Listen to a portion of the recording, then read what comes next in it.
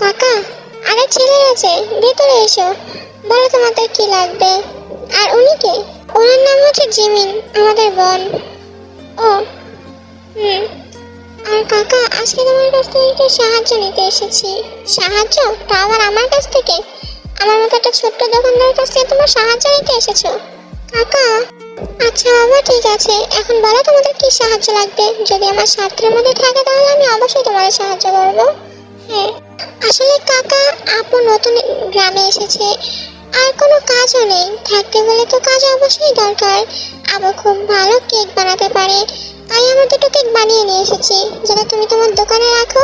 আর যদি কোনো কাস্টমার নেয় বা ওনাদের ভালো লাগে, তাহলে যখন আরো অর্ডার দেবে, আর অর্ডারটা যেন আপু পায়, তার জন্য। ছেলেরা, এসব তোমরা কি বলছো? হঠাৎ করেই ওনাকে নিয়ে কেক বানিয়ে নিয়ে চলে আসলে, এটা কি কোনো কথা বলো? যদি ওনার কেক কাস্টমাররা না পছন্দ করে, তখন আমি কি করব? হ্যাঁ, কেন পছন্দ করবে না কাকা? আর যদি নাও পছন্দ করে, তাহলে সেটা পরে দেখা যাবে। তুমি আগে কেকটা তো রাখো। না না বাবা, আমি পারবো না, আমাকে তোমরা মাফ করো। যদি কাস্টমারদের পছন্দ না হয়, তখন আমার দোকানের বদনাম হবে, আমার দোকানে কাস্টমারও আসবে না। আর তোমরা যাও তো এখান থেকে, আর জ্বালিও না। কাকা প্লিজ, দেখো আমরা তো তোমার কত সাহায্য করেছি, তুমি কি আমাদের একটা সাহায্য করতে পারবে না? প্লিজ সাহায্য করো। দেখো আমরা তো তোমার ছেলে মেয়ের মতো, তাই না কাকা? দেখো, দেখো, যদি পছন্দ করে, যদি আরো কেক চায়, তাহলে তো আপু আছেই। তোমার দোকানের আয়ও বাড়বে, আর ওখান থেকে অর্ডারের টাকাগুলো তুমি আপুকে দিয়ে দেবে, হয়ে যাবে তো কাকা। প্লিজ দুইটা রেখে দেখো না তুমি, প্লিজ কাকা। আর এই যে আমার ফোন নাম্বার, যদি কোনো অর্ডার আসে তাহলে আমাকে ফোন করে দিও। আচ্ছা বাবা, ঠিক আছে। কই দেখি, দাও তোমাদের কেক। তোমাকে অনেক ধন্যবাদ কাকা, তাহলে এখন আমরা আসি। আপু চলো। আরে ওদিকে কোথায় যাচ্ছ? আমাদের বাড়িতে এদিকে। বাজারে যাচ্ছি আপু। বাজারে? বাজারে কেন যাবো এখন? বাড়ি চলো তো তোমরা। আপু চুপ করো, বাজারে চলো। তারপর ওরা সবাই বাজারে চলে যায়। ছেলেরা অনেক কিছু কেনাকাটা করে, চাল ডাল, অন্যান্য সবজি সহ আরো অনেক কিছু। আরে বাবা, তোমাদের নিয়ে তো বেশ জ্বালাই বললাম। এত কিছু যখন কিনবে, তখন আগে থেকে একটা ভ্যান নিয়ে আসা উচিত ছিল। হ্যাঁ, ভ্যান এখনই নিয়ে নেবো আমরা। তারপর সবাই জিনিসপত্রগুলো নিয়ে একটা ভ্যান নিয়ে জিমিনের বাড়ির সামনে চলে আসে। আর ছেলেরা জিনিসপত্রগুলো নামিয়ে জিনিসপত্রগুলো জিমিনদার বাড়িতে নিয়ে যাচ্ছিল, যা দেখে জিমিনের একটু অবাক হয়। এই, এগুলো তোমরা আমাদের বাসায় কেন নিয়ে যাচ্ছ? তাহলে আর কোথায় নিয়ে যাবো আপু? মানে কি, তোমাদের বাড়িতে নিয়ে যাও? এগুলো তো তোমাদের জন্য, তাহলে আমাদের বাড়িতে কেন নিয়ে যাব? আমার মানে, তোমরা এসব কি বলছো? আমি তো কোনো টাকা দিইনি যেগুলো আমার হবে। আরে আমরা দাদিকে প্রতি মাসেই কিনে দিই, তো এখন যেহেতু দাদি তোমার সাথে আছে, তাই তোমারটা সহ কিনে দিলাম। কেন, কোনো সমস্যা নাকি?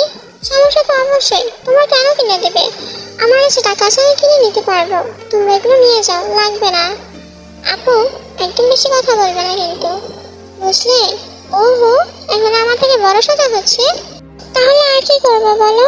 ভাইরা বোনকে একটা জিনিস কিনে দিতে যাচ্ছে, আর সেটা বোন নিতে না করছে, তাহলে এখন বড় তো হতেই হবে আমাদের, তাই না? কেটে গেছে 1 সপ্তাহ। জাঙ্কুক এবার আজ দেশে ফিরছে। ফেরার কথা ছিল আরো 1 সপ্তাহ পরে, কিন্তু জাঙ্কুক এই 7 দিনে জিমের সাথে কোনোভাবেই যোগাযোগ করতে পারেনি। জিমের ফোন শুধু বন্ধ হয়েছিল। জাঙ্কুক অনেকবার থেকেও কল করেছে, কিন্তু তে বিভিন্ন রকমের কথা বলেছে, বিভিন্ন শ্রোতা দিয়েছে, তাই জাঙ্কুকের একটু সন্দেহ হয়। জাঙ্কুকও থাকতে পারছিল না জিমিনের সাথে কথা না বলে, জিমিনকে না দেখে। তাই জাঙ্কুক নিজের কাজ তাড়াতাড়ি শেষ করে 1 সপ্তাহের মধ্যে দেশে ফিরে এসেছে। জাঙ্কুক, বাবা তুই এসেছিস? কিন্তু তুই এত তাড়াতাড়ি চলে এসেছিস যে? তোর 1 সপ্তাহ পরে ফেরার কথা ছিল, তাই না? হ্যাঁ মা, ফেরার কথা ছিল, কিন্তু কাজ তাড়াতাড়ি শেষ হয়ে গেল, তাই চলে এলাম। জাঙ্কুক জিনিসের কথা তো বলছিল ঠিকই, কিন্তু ওর মন কথাতে ছিল না, সেটা সেখানে উপস্থিত সবাই বুঝতে পারে। সুগাতে জিনার নামজন সবাই বুঝতে পারে যে জাঙ্কুক কাউকে খুঁজছে, আর কাকে খুঁজছে সেটা ওরা খুব ভালোভাবে বুঝতে পারে। ভাইয়া তুমি এখন ঘরে যাও, তোমাকে দেখেই বোঝা যাচ্ছে তুমি খুব ক্লান্ত। আগে যে ফ্রেশ হও, রেস্ট নাও, তারপরে কথা হবে। জাঙ্কুক আর কোনো কথা না বলে ঘরে চলে আসে। এক আকাশ পরিমাণে আশা নিয়ে জাঙ্কুক ঘরে ঢুকেছে যে সে তার জিমিনকে দেখবে, অবশেষে তার জিমিনের দেখা মিলবে। কিন্তু না, তা হয়নি। জিমিন ঘরে নেই। জিমিনের কোনো জিনিসপত্র ঘরে দেখা যাচ্ছে না। তাহলে জিমিন কোথায় গেল? জাঙ্কুক তাই ভাবছে। জাঙ্কুক জিমিনকে পুরো বাড়িতে তন্ন তন্ন করে খোঁজে, কিন্তু কোথাও পায় না। অবশেষে জাঙ্কুক দিয়ে সুগার রুমে যা জিজ্ঞেস করার জন্য যে জিমিন কোথায়। ভাইয়া, ভিতরে এসে বসো এখানে। তুমি এখনো ফ্রেশ হওনি কেন? সুগার, জিমিন কোথায় রে? জিমিন? হ্যাঁ, ওকে দেখছি না। ওর কোনো জিনিসপত্র ঘরে নেই। ও কোথায়? পুরো বাড়ি খুঁজেছি কিন্তু কোথাও পাইনি আমি। বলো না, তুমি তো জানো, বলো না কোথায়। ভাইয়া, জিমিন বাড়ি ছেড়ে চলে গেছে। চলে গেছে? চলে গেছে মানে কি জানিস? সুগা, শোন, আমি জিমিনকে ভালো করে জানি। ও যাবে না আমাকে ছেড়ে। তুমি সুগাকে বলো যে আমি মজা করার মুডে নেই। ওর মজা করার ইচ্ছে হলে পরে করে নেবে। ভাইয়া, সুগা কোনো রকমের মজা করছে না। ও যা বলছে সব সত্যি বলছে। হ্যাঁ, আপু আমাদের ছেড়ে চলে গেছে। এই বাড়ি ছেড়ে চলে গেছে। কি শুরুতে আমার না এইসব একদম ভালো লাগছে না, বলে দিলাম। আমি জানি জিমিন আমাকে ছেড়ে যাবে না। জিমিন আমাকে বলেছিল ও আমাকে ছেড়ে কখনো যাবে না। তাহলে আজ কি করে চলে গেল? ভাইয়া, ভাইয়া শোনো। জাঙ্কুক তাড়াতাড়ি করে নিজের ঘরে আসে। পিছে তেয়ার সুগাও ছিল। জাঙ্কুক ঘরে এসেই ওদের ড্রয়ার খুলে, আর ড্রয়ারে যা আশা করেছিল তাই ছিল, জিমিনে রেখে যাওয়া ছোট একটা নোট। জাঙ্কুক, আমি জানি তুমি যখন 2 সপ্তাহ পর বাড়ি ফিরে আসবে আমাকে খুঁজবে, আমাকে জিজ্ঞেস করবে আমি ফোন কেন বন্ধ করে রেখেছি। কিন্তু সরি জাঙ্কুক, আমি এই বাড়িতে আর থাকতে পারছি না, তাই চলে যাচ্ছি। বিশ্বাস করো জাঙ্কুক, আমি এই বাড়িতে থাকতে চেয়েছিলাম, কিন্তু আমার দম বন্ধ হয়ে আসছিল। দেখো, সবসময় তুমি আমার জন্য নোট রেখে যাও, কিন্তু আজ আমি তোমার জন্য নোট রেখে যাচ্ছি। হয়তো এটাই আমাদের শেষ নোট। তুমি ভালো থেকো জাঙ্কুক। জিমিনের রেখে যাওয়া নোটটা পড়ে জাঙ্কুক সাথে সাথে ফ্লোরে পড়ে যায়। জাঙ্কুক কাঁদছে। সুগা সেটা দেখে কেমন যেন অবাক লাগলো, কারণ সুগা কখনো ওর ভাইকে কাঁদতে দেখেনি। সবসময় সাহসী দেখেছে, রাগী দেখেছে, কিন্তু এই রূপ সুগা কখনো দেখেনি। তার ভাই পাগলের মতো কাঁদছে, তাও কিনা একটা কলকালের জন্য। না না, এটা হতে পারে না যে জিমিন আমাকে ছেড়ে যেতে পারে না। ও একটু পরেই চলে আসবে। হ্যাঁ, আমি জানি ও একটু পরে চলে আসবে। ভাইয়া, তুমি শান্ত হও। কেন এমন করছো? দেখো, 1 সপ্তাহ হয়ে গেছে। যদি আপুর ফেরার হতো তাহলে ফিরে আসতো, কিন্তু তোমার জীবন আর ফিরে আসবে না ভাইয়া। 1 সপ্তাহ হয়ে গেছে মানে ও কমে গেছে। তো তুমি যেদিন চলে গিয়েছিলে সেদিনই আপু চলে গেছে। আমি যেদিন গেছি সেই দিন। তার মানে আমার ছোট্ট একটা ভুলের জন্য তোমাকে এত বড় শাস্তি দিলে জিমিন। জাঙ্কুকের কান্নার শব্দ শুনে জিন আর নামজুন দুজনে জাঙ্কুকের ঘরে চলে এসেছে। ফ্লোরে বসে জাঙ্কুক কাঁদছিল। তা দেখে জিনের খুব খারাপ লাগে। নিজের ছেলেকে এভাবে কান্না করতে দেখলে কারই না খারাপ লাগে। জাঙ্কুক নিজের ফোন বের করে। জাঙ্কুকের ফোনের ওয়ালপেপারে জিমিনের ছবি, যা দেখে ওরা সবাই অবাক হয়।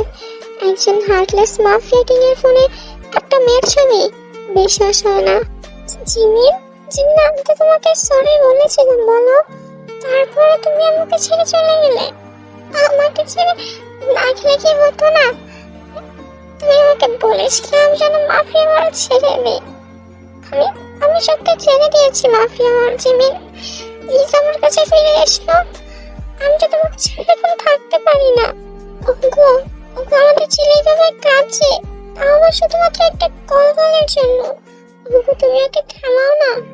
জেনো, ও তোমার কাছে কলকাল ছিল, কিন্তু হয়তো ও আমার ছেলের কাছে খুব মূল্যবান ছিল, তাই ও এইভাবে কাঁদছে। কিন্তু তুমি সেটা বুঝলে না। আজকে ওর এই অবস্থার জন্য শুধুমাত্র তুমিই দায়ী। জাঙ্কুক উঠে নিজের ব্যাগ থেকে একটা লাল শাড়ি আর সাথে কিছু অর্নামেন্টস, কিছু চকলেট জিমিনের সাথে জড়িয়ে নেয়। ভাইয়া, এসব কি? কার জন্য এনেছিলে এগুলো তুমি? কার জন্য আবার? জিমিনের জন্য। জানাতে ওনার সাজটা খুব পছন্দ করে। আমি বলেছিলাম যে ওইখান থেকে এসে ওকে বিয়ে করবো, সবসময় জন্য আমার সাথে রেখে দেবো, কিন্তু আমাকে ছেড়ে চলে গেল। স্যার কি ব্যাপার বলুন তো? আপনি আমাদের মিশনের ডেট ছিল 2 সপ্তাহ, কিন্তু সেইটা না করে আপনি তাড়াতাড়ি 1 সপ্তাহের মধ্যে আমাদের মিশন শেষ করে ফেললেন। তারপর এখন আমার বিয়ের এত জিনিসপত্র কিনছেন। এখন তো দেখছি সুগা ভাইয়ার বিয়ে, সুগা ভাইয়া যতটা এক্সাইটেড তার থেকে বেশি আপনি এক্সাইটেড। তা কে বললো তোমাকে যেগুলো সুগার বিয়ের জিনিসপত্র? তাহলে কার বিয়ের জিনিসপত্র? আমার। মানে ভেবেছি বাড়ি ফিরেই প্রথমে জেলকে বিয়ে করব। অনেক কষ্ট দিয়েছি ওকে, আর দিতে চাই না। আর তোমাকে যা বলেছিলাম তা কি করেছো? হ্যাঁ স্যার, সবাইকে বলে দিয়েছি যে আপনি মাফিয়া ওয়ার্ল্ডটাকে জিতেছেন। সবাই ঠিক পছন্দ করেনি এটা, কেউ আপনাকে ছাড়তে যাচ্ছে না। কিন্তু মনে হলো মিস্টার কিম সং খুব খুশি হয়েছেন। ওই জন্য তো খুশি হবেই, ওর রাস্তা যে ক্লিয়ার হয়ে যাচ্ছে।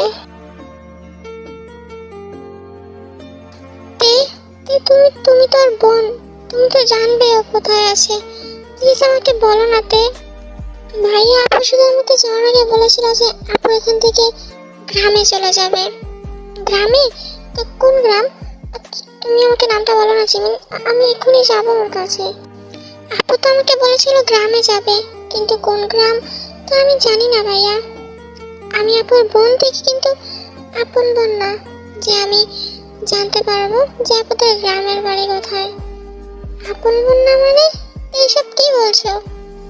যদি আপন বোন না হয় তাহলে একটা মানুষ একটা মানুষকে এতটা ভালো কি করে বাসে? এটাই সত্যি ভাইয়া যে আমি জিমিন আপুর আপন বোন না। আমাদের তো শুধু এখানে দেখা হয়ে গেছিল, কিন্তু তারপরও আপু আমাকে খুব ভালোবাসে, আমিও। দুজন দুজনকে প্রাণের থেকেও বেশি ভালোবাসি। সত্যি জিমিন, তোমার কোনো তুলনা হয় না। শুধুমাত্র প্রতিদিনের পরিচয় হওয়া একটা মেয়ের জন্য তুমি কত কিছুই না করেছো। তুমি মেয়েটাকে ওখান থেকে বের করতে গিয়ে তুমি মারও খেয়েছো, কিন্তু তারপর তুমি থেমে থাকোনি, ওকে ওখান থেকে বের করেছো। তোমার ভালোবাসার কোনো তুলনা নেই জিমিন। এমন মানুষকে পাওয়া ভাগ্যের ব্যাপার। আর সেই মানুষটাকে আমি পেয়েছিলাম, যেভাবে পাই না কেন পেয়েছিলাম, কিন্তু আজ তাকেও হারিয়ে ফেললাম, রাখতে পারলাম না। সত্যি আমি একটা কুলাঙ্গার। অন্যদিকে জিমিন যেখানে ঘুমাচ্ছিল, কিন্তু হঠাৎ করে জিমিনের ঘুম ভেঙে যায়। জানতো জানো আজ মনটা না বড়ই খারাপ লাগছে। মনে হচ্ছে তুমি আমাকে ডাকছো। আচ্ছা সত্যি কি তাই? কিন্তু কিভাবে? আচ্ছা তুমি কি মিশন থেকে চলে এসেছো? না, এখনো তো 1 সপ্তাহ বাকি আছে। আসবে আর 1 সপ্তাহ পর, তখন জানতে পারবে যে আমি নেই, তাই না? নিশ্চয় তুমি খুব খুশি হবে। তারপর তুমি আবার আরেকটা মেয়েকে নিয়ে আসবে যে তোমার চাহিদা মেটাবে।